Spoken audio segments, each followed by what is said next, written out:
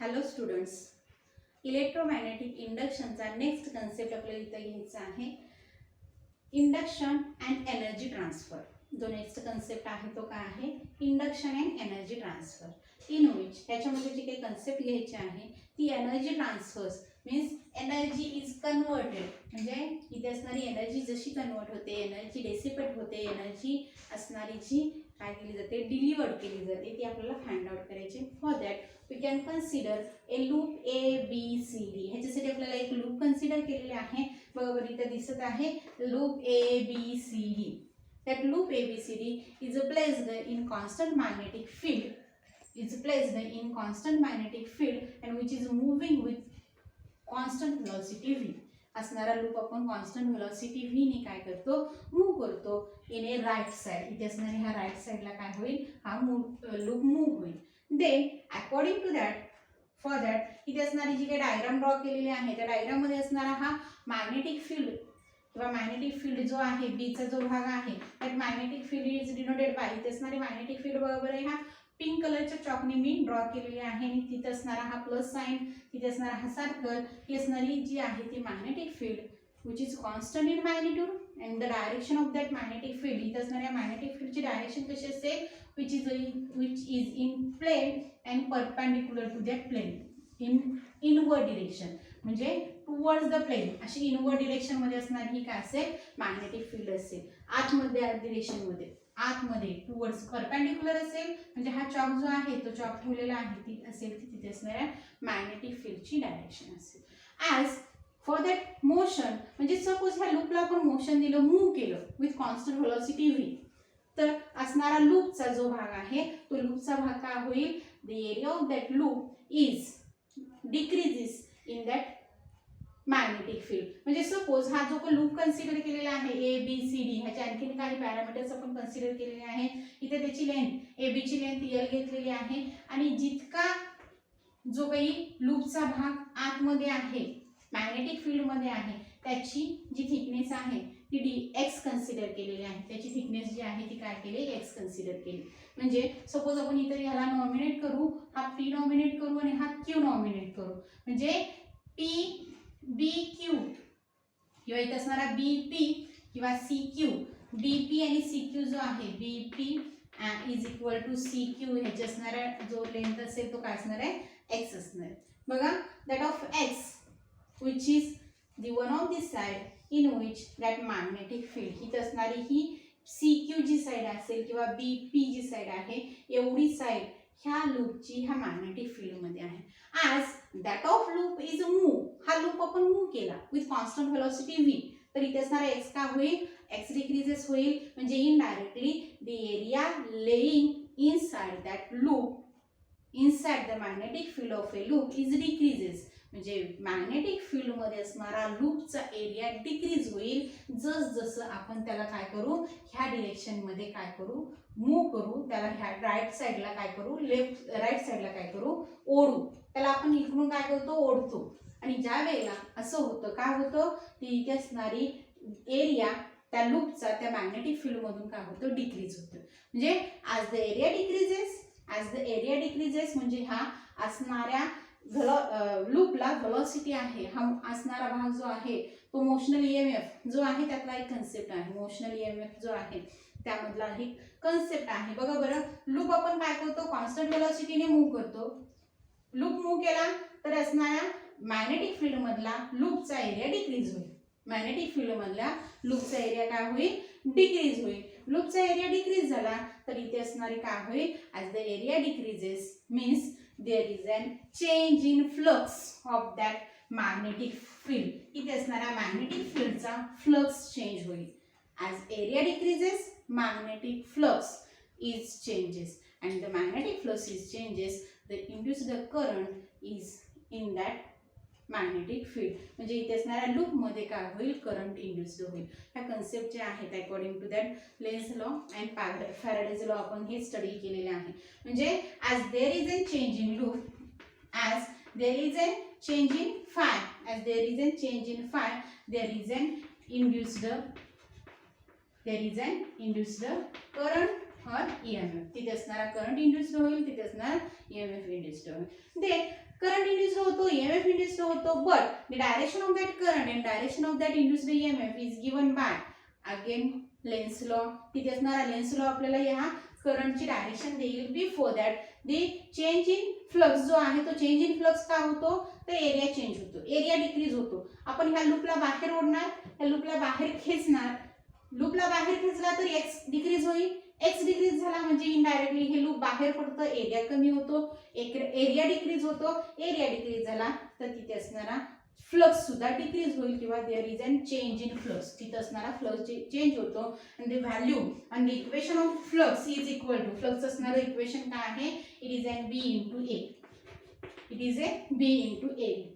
इथे असणार B into area. जर फ्लक्स असेल तर एरिया आपल्याला इथे माहित आहे काय आहे, एक लेंथ आहे, एक आहे ती डेप्थ, तिथे असणारी ब्रेडथ आहे, लेंथ आहे ब्रेडथ आहे, म्हणजे एरिया असेल तो ए काय असेल, A is equal to L into X असेल, A is equal to L into X असेल. Means phi is equal to, फायचं इक्वेशन काय होईल, फाय इज इक्वल टू काय असेल, बी इंटू एरियाची व्हॅल्यू लिहा L into X. This is the phi. And according to the Lenz law, according to Faraday's law असणारा induced EMF due to that change in flux, due to that change in flux there is an induced EMF. The magnitude of induced EMF according to Faraday's law नुसार किती असणारा magnitude of induced EMF mod E is equal to mod of d phi by dt, mod of d phi by dt. आपल्याला just काय करायचे, फायच्या ठिकाणी इथे असणारी value substitute करायची.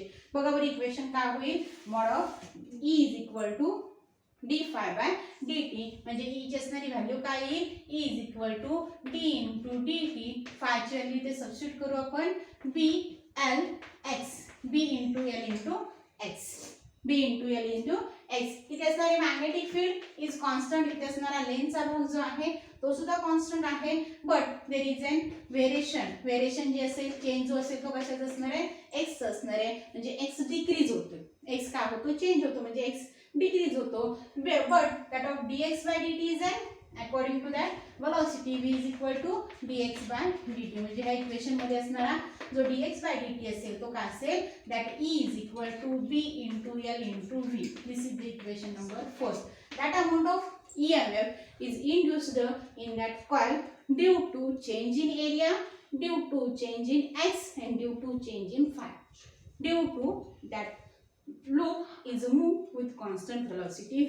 म्हणजे इथे असणारा हा ईएमएफ इतका इंड्यूस्ड होतो. ईएमएफ इतका इंड्यूस्ड का होतो, कारण असणाऱ्या लूपला आपण v व्हेलॉसिटीने मूव्ह करतो, मोशन देतो. मोशन दिलं तर इथे असणारा x डिक्रीज होईल, इनडायरेक्टली त्या लूपचा area inside the magnetic field decrease होईल, इनडायरेक्टली तिथे असणारा फ्लक्स चेंज होईल.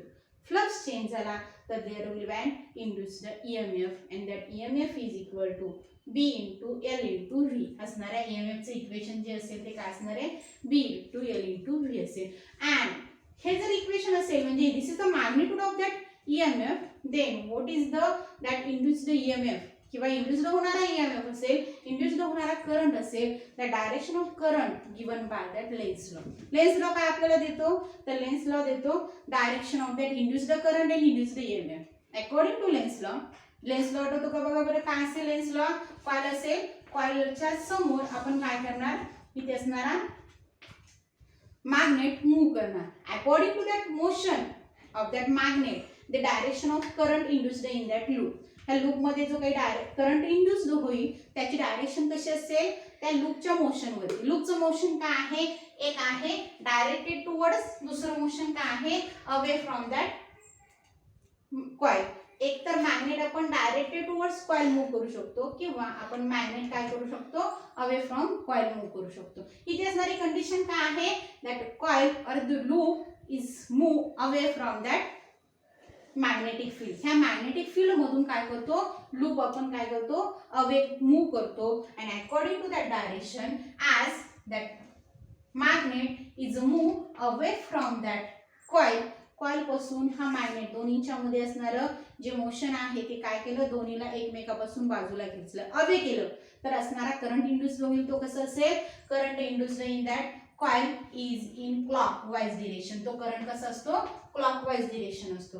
अँड द कॉइल किंवा तिथे असणारे magnet towards each other move केले तर असणारा करंट जो असेल तो काय असतो, it is an anti clockwise direction. तो असेल तो कसं असणार आहे, अँटी क्लॉकवाईज डिरेक्शन. इथे असणारी कंडिशन काय आहे, हा लूपचा भाग आपण आहे त्या मॅग्नेटिक फील्ड पासून मूव्ह करतो, अवे मूव्ह करतो. मीन्स इथे जो काही करंट मूव्ह होईल किंवा इथे जो काही करंट इंड्युस्ड होईल त्या इंड्युस्ड करंटची डिरेक्शन कशी असेल, क्लॉकवाईज असेल. म्हणजे इथे असणारा आय हा क्लॉकवाईज मध्ये असेल, इथे असणारा आय हा क्लॉकवाईज मध्ये असेल किंवा ह्याही सेगमेंटला असणारा आय जो असेल तो काय असणार आहे, क्लॉकवाईज मध्ये असेल.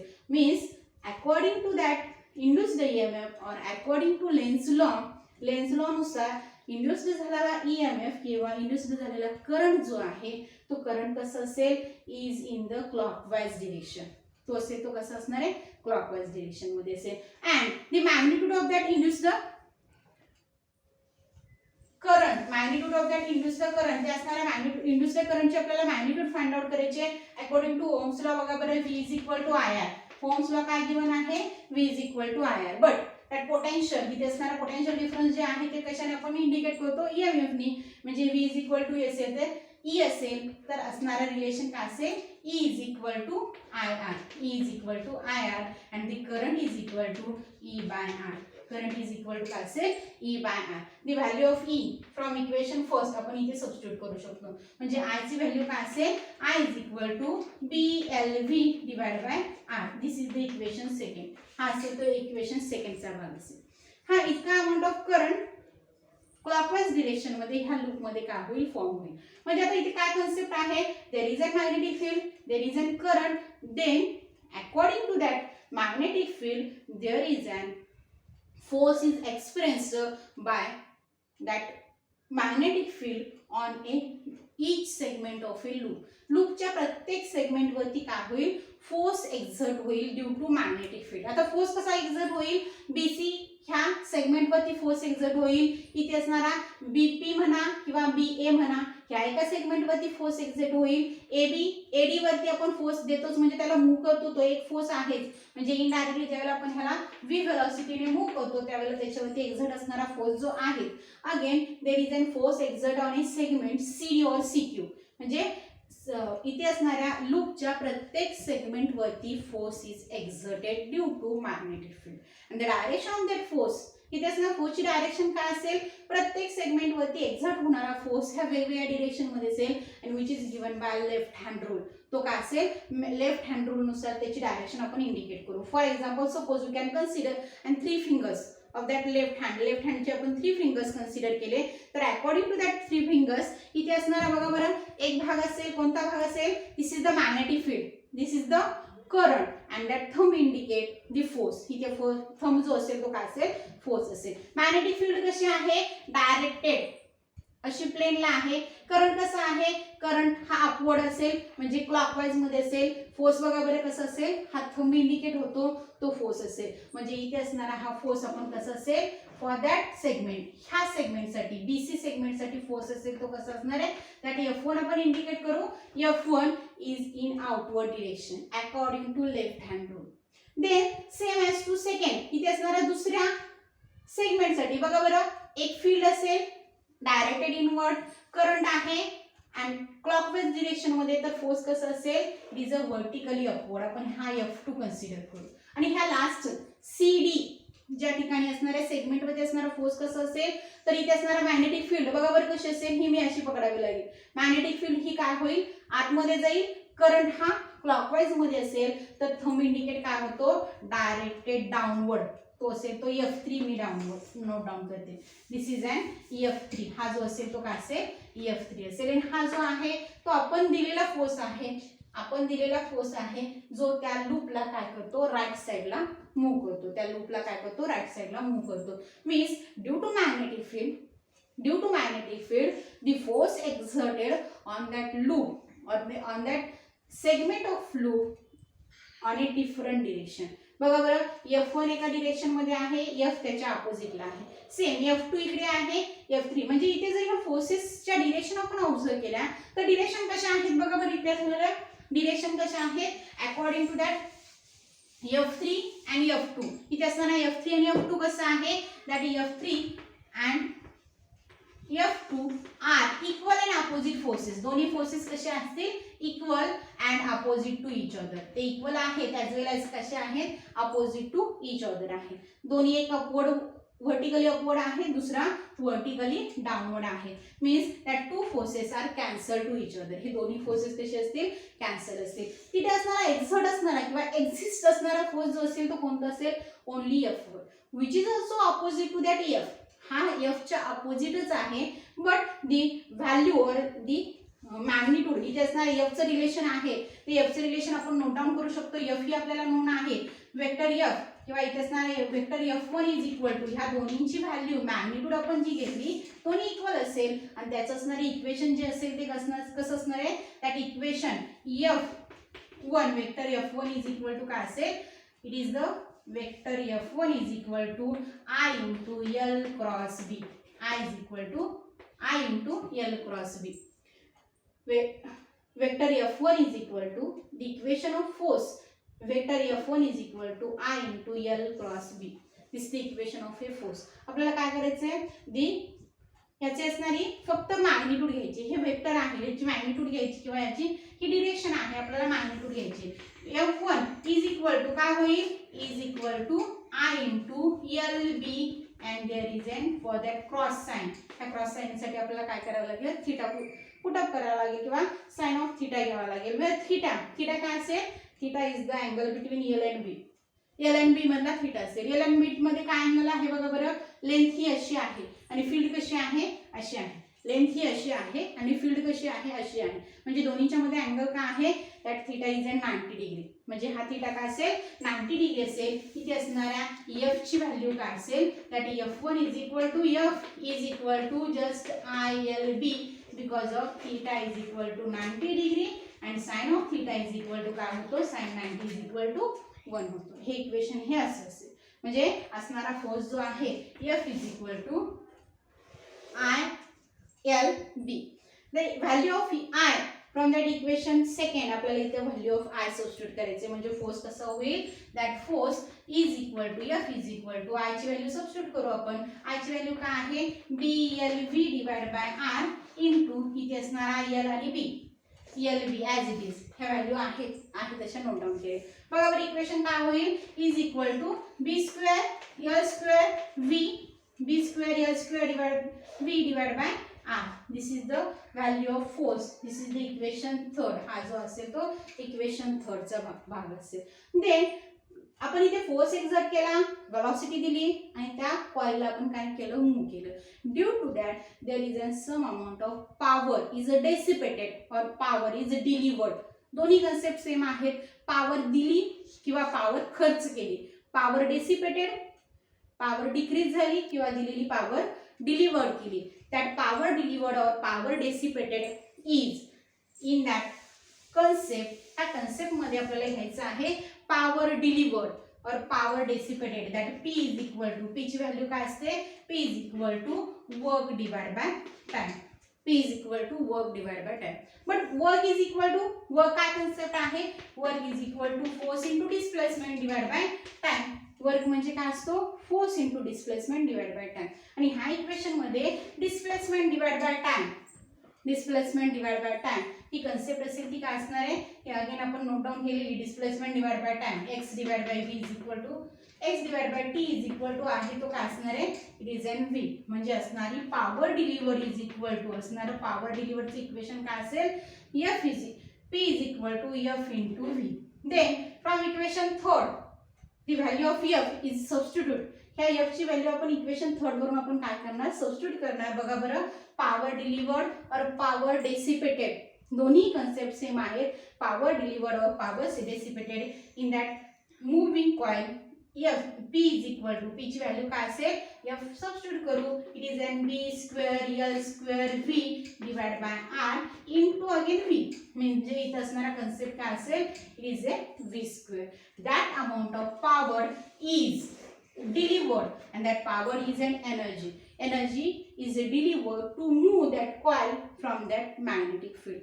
ह्या मॅग्नेटिक फील्ड मधून इतक्या अमाउंट ऑफ एनर्जी इतक्या अमाउंट ऑफ पॉवर ही आपल्याला काय करावं लागेल, द्यावी लागेल to move that coil from that magnetic field. ह्या मॅग्नेटिक फील्डमधून कॉईलला बाहेर काढण्यासाठी इतकी पॉवर आपल्याला डिसिपेट करावी लागेल और इट इज ए डिलिव्हर्ड करावी लागेल. इतकीच अमाऊंट ऑफ एनर्जी इथे आपल्याला यूज करावी लागेल. म्हणजे ही यूज केलेली एनर्जी इज अ ट्रान्सफर.